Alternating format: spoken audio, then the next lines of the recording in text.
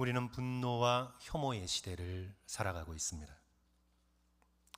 한 달 전 보수주의 정치 운동가인 찰리 커크가 강연 도중에 암살을 당했습니다. 어린 두 자녀가 있는 31살의 젊은 나이입니다. 올 6월에는 미네소타 민주당 정치인인 멜리사 홀트만이 남편과 함께 자택에서 살해당했습니다. 올 4월 펜실베이니아 주지사의 집에 방화 사건이 있었습니다. 우리가 잘 알듯 작년 7월과 9월 당시 후보였던 도널드 트럼프 대통령의 암살 시도가 있었습니다. 2022년 당시 하원 의장이었던 낸시 펠로시의 집에 괴한이 침입하여 낸시 펠로시는 해치지 못하고 대신 남편에게 큰 상해를 입혔습니다. 2017년 버지니아주의 알렉산드리아에서 연방 의원들이 출전하는 의회 친선 야구 경기 연습장에 총격 사건이 발생하여 당시 하원 원내 총무였던 스티브 스칼리스가 중상을 입었습니다. 성도 여러분, 현재 저와 여러분이 살고 있는 이 미국은 남북 전쟁 이후로 가장 분열되어 있습니다. 통계에 따르면 공화당과 민주당 지지자들의 약 60%가 상대를 미국의 적으로 규정하고 있습니다. 40%는 상대를 향해 evil, 악하다라는 표현을 씁니다. 20%는 상대를 향해 animals, 짐승들이란 표현을 서슴지 않고 사용합니다. 공화당 지지자들의 30%는 정치적 목적을 이루기 위해서라면 폭력을 사용할 수 있다고 믿습니다. 민주당 지지자들도 별 차이 없습니다. 성도 여러분, 이런 상황이라면 다른 또 큰 정치적 폭력이 일어난다 해도 전혀 이상하지가 않습니다. 한국도 크게 다르지 않습니다. 제가 토론토의 부모님 댁을 방문하여 들은 이야기인데요, 한 10분 정도의 남자 어르신들이 아침마다 커피를 마시며 모이는 모임이 있는데 거기서 한국 정치 이야기하다가 싸움이 붙어서 경찰까지 출동한 사건이 있었습니다.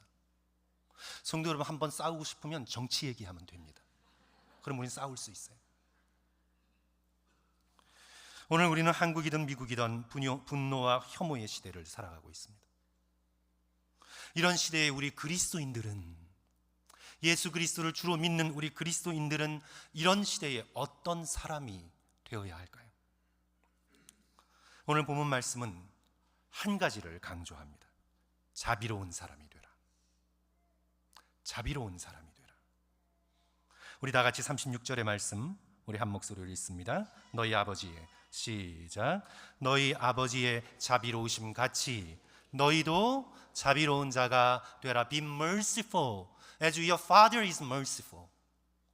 자비로운 자가 되라.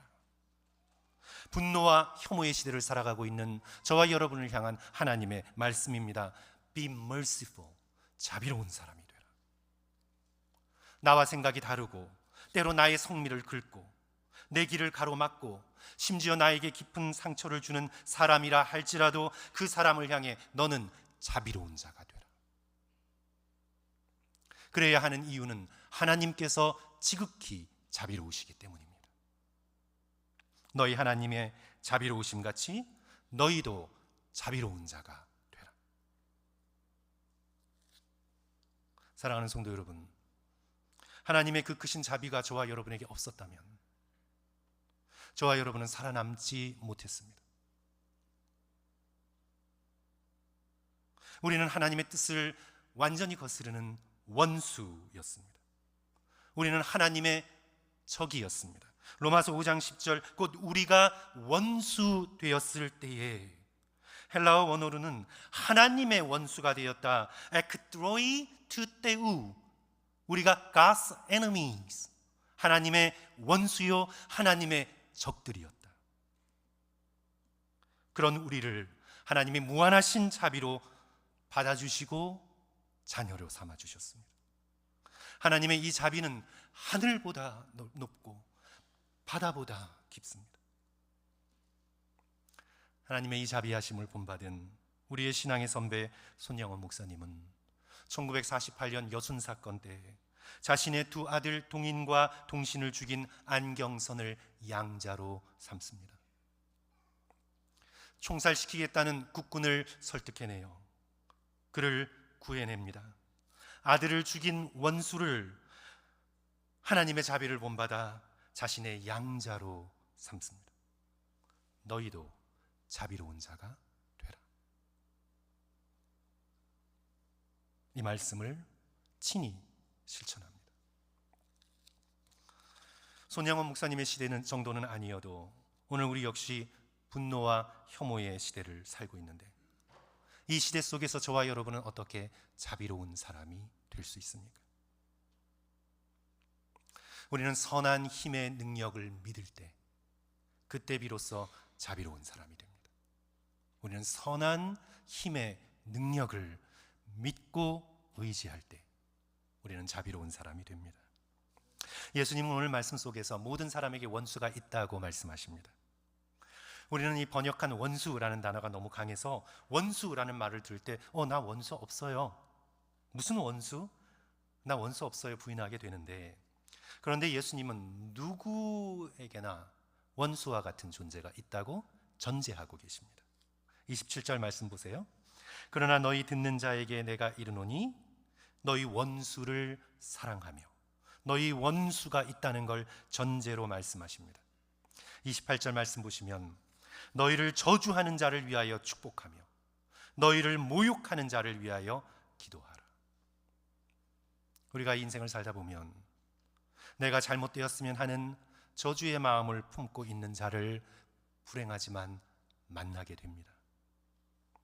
내 인격을 모욕하고 조롱하고 비방하는 사람들을 인생 가운데 반드시 만나게 됩니다.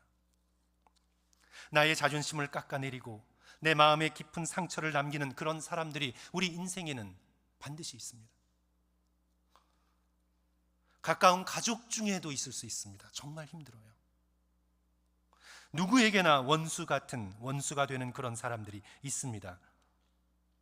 60년대, 70년대 우리가 반공교육 받을 때 공산당만 원수가 아니라 성도 여러분, 우리의 삶에 원수 같은 존재가 놓여 있습니다. 그런 사람들을 내가 어떻게 대할 것인가?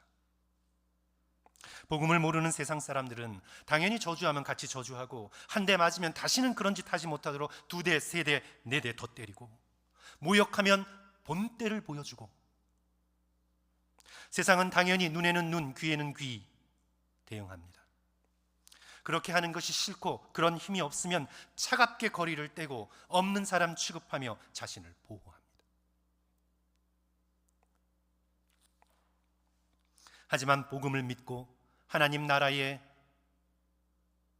이 놀라운 현실을 현재적으로 살아가는 믿음의 백성은 선한 능력을 의지하고 선한 능력이 힘이 세다는 것을 믿습니다. 원수를 이기기 위해 내가 더 냉혹한 원수가 되는 것이 아니라 내가 더 사랑하는 사람이 되는 것, 사랑의 힘이 원수를 이길 수 있음을 믿습니다. 그래서 예수님께서 말씀하시는 겁니다. 내가 원수를 사랑하라. 미움에 미움으로 대응하면 그 미움은 더 커질 뿐, 미워하는 자나 미움받는 자나 모두를 파괴함을 우리는 경험을 통해 알고 있습니다. 그래야 미움을 이길 수 있는 길은 선한 힘입니다. 선한 힘으로 극복해 나갑니다. 너희를 미워하는 자를 선대하라. 저주를 이길 수 있는 힘은 축복이고 모욕을 이기는 능력은 기도에 있음을 말씀하고 계십니다. 29절, 너희를 저주하는 자를 위하여 축복하며 너희를 모욕하는 자를 위하여 기도하라. 선한 힘의 능력을 믿는 것입니다. 사랑의 능력, 용서의 능력, 축복의 능력, 기도의 능력을 굳게 믿고 모든 사람을 향해 자비로운 사람이 되는 것, 이것이 바로 저와 여러분이 이 땅 속에서 이루어 나가야 할 영적인 목표입니다. 저는 서두에 말씀드린 것처럼 31살의 젊은 나이에 암살당한 찰리 커크의 부인 에리카가 연설하는 것을 듣고 깊은 도전과 감명을 받았습니다. 2주 전 9월 21일 애리조나의 글렌데일에 있는 스테이트 팜 스테디움에서 열린 추모식에서 남편의 암살자를 향해 울먹이며 그녀는 이렇게 선언합니다. That man, that young man, I forgive him. 그 사람, 그 젊은 사람을 나는 용서합니다. 용서를 선포합니다. 그 이유는 예수께서 용서하셨고 자신의 남편 찰리도 기꺼이 용서할 것이라고 믿기 때문이라 말하면서 이렇게 선언합니다. The answer to hate is not hate. The answer we know from the gospel is love and always love. 증오에 대한 답은 증오가 아닙니다. 복음이 우리에게 가르쳐주는 답은 사랑이며 언제나 사랑입니다. Love for our enemies and love for those who persecute us. 우리의 원수에게도 우리를 박해하는 사람에게도 답은 사랑입니다. 선한 힘의 능력을 믿었습니다. 사랑의 힘이 증오를 이길 수 있다는 것을 굳게 믿었습니다. 우리도 그렇게 해야 합니다. 우리는 선한 힘의 능력을 굳게 믿을 때 우리의 힘으로 보복하지 않는 자비로운 사람이 되어갑니다. 우리 29절 30절 말씀 성도 여러분, 우리 다 같이 한 목소리로 읽으면 좋겠습니다. 우리 슬라이드 참조하셔서 너의 이 뺨을 같이 읽습니다. 시작. 너의 이 뺨을 치는 자에게 저 뺨도 돌려대며 내 겉옷을 빼앗는 자에게 속옷도 거절하지 말라. 내게 구하는 자에게 주며 내 것을 가져가는 자에게 다시 달라 하지 말며. 성도 여러분, 이 말씀을 내가 문자 그대로 지켜야 하는 율법 조항으로 여기면 절대로 안 됩니다. 폭력배가 한 대 휘둘렀으면 빨리 피해야지 더 맞았다가 뺨을 돌려댔다가 큰 부상을 당해요. 지금 그대로 지키라는 조항이 아닙니다. 누군가 내 겉옷을 좋아서 훔쳐가는데 끝까지 쫓아가서 속옷까지 벗어주라는 그런 실천 강령이 절대 이 말씀은 아닙니다. 이 말씀은 예화예요. 예화예요. 얼마나 선한 힘을 굳게 믿고 있으면 뺨을 맞는 상황에서도 보복하지 않는 그런 자비로운 사람이 될 수 있을까? 얼마나 이 사람 마음속에 자비가 많으면 훔쳐가는 사람이 오직 하면 저러했겠나 싶어 불쌍히 여기는 마음을 품을 수 있을까? 그런 마음을 가진, 그 정도의 마음을 가진 너는 자비로운 사람이 되라라는 말씀입니다. 행동에 강조점이 있는 것이 아니라 그런 행동을 할 수 있는 자비로운 사람으로 너는 되어가라. 이것이 예수님의 말씀입니다. 자비로운 사람이 되기 위해 우리가 꼭 실천해야 하는 것은 보복하려는 마음을 내려놓는 것입니다. 보복은 누구에게도 승리를 가져다 주지 못합니다. 예수께서 칼을 휘두르는 제자에게 말씀하셨죠. 내 칼을 도로 내 칼집에 꽂으라. 칼을 가지는 자는 다 칼로 망하느니라. 폭력과 보복의 악순환은 아무런 선한 것도 이루어내지 못합니다. 그래서 간디도, 비폭력을 주장했던 간디도 말했습니다. 눈에는 눈 전략은 모두를 다 장님으로 만들 뿐입니다. 보복이 우리를 구원할 수 없습니다. 부모와 자녀의 예를 한번 들어볼까요, 성도 여러분? 부모는 자녀가 잘못된 행동을 할 때 불같이 화를 내고 분노할 수 있습니다. 하지만 분노해도 그 분노에는 보복이 없습니다. 보복하지는 않습니다. 요즘은 이상한 부모님들도 있다고 해서 다 말은 하지 못하겠지만 보통의 상식적인 부모라면 내가 이렇게 부모의 마음을 아프게 했어? 어디 너도 한번 아파봐. 이렇게 하지 않습니다. 사랑하기 때문에 부모는 분노 가운데서도 보복하지 않으며 자녀의 앞날을 위해 교육하고 참고 인내할 수 있습니다. 자녀를 향한 자비의 마음을 품고 있기 때문입니다. 예수님께서 원수를 사랑하라는 이 말씀을 하실 때 원수에게 어떤 감정적인 호감을 가지라 또는 감정적인 사랑을 품으라는 말씀이 전혀 아닙니다. 사랑은 감정이 아닙니다. 사랑은 상대의 참된 유익을 위해 내가 할 수 있는 헌신을 하겠다는 결단입니다. 비록 그가 원수이지만, 나를 아프게 하고 상처를 준 자이지만 저의 영혼이 잘 되기를, 저가 죄에서 돌이켜 하나님께 돌아오기를, 저가 이런 악한 일을 그만두기를 바라고 축복하며 기도하며 선대하겠다는 것, 그것이 바로 원수 사랑입니다. 원수를 향해 우리가 그런 자비로운 마음을 품을 수만 있다면 그때 비로소 우리는 하나님의 자녀다운 아름다운 성품으로 변화되는 놀라운 은혜를 누리게 됩니다. 성도 여러분, 35절 우리 다시 한번 함께 읽을까요? 오직 너희는 원수를 사랑하고, 시작. 오직 너희는 원수를 사랑하고 선대하며 아무것도 바라지 말고 구워주라. 그리하면 너희 상이 클 것이요 또 지극히 높으신 이의 아들이 되리니 그는 은혜를 모르는 자와 악한 자에게도 인자하시니라. 그렇게 원수를 향해 자비로운 마음을 품을 때 우리의 하늘의 상급이 어마어마하게 클 것이고 지극히 높으신 이의 아들의 자녀라 칭함받는 영광을 누리게 될 것입니다. 예수께서 이 정도로 상급을 약속하신 본문은 아무것도 없어요.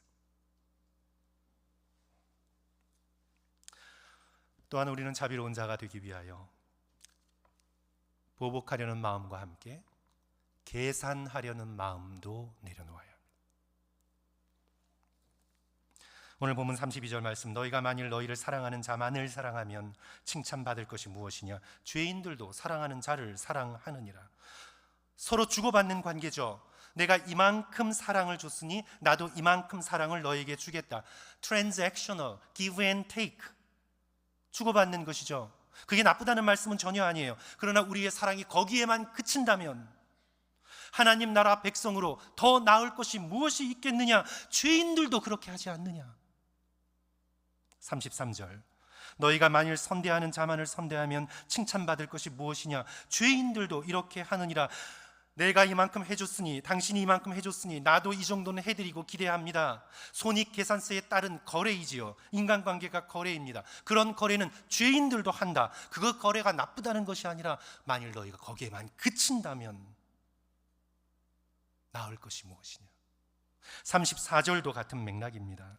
너희가 받기를 바라고 사람들에게 구워주면 칭찬받을 것이 무엇이냐? 죄인들도 그만큼 받고자 하여 죄인에게 구워주느니라.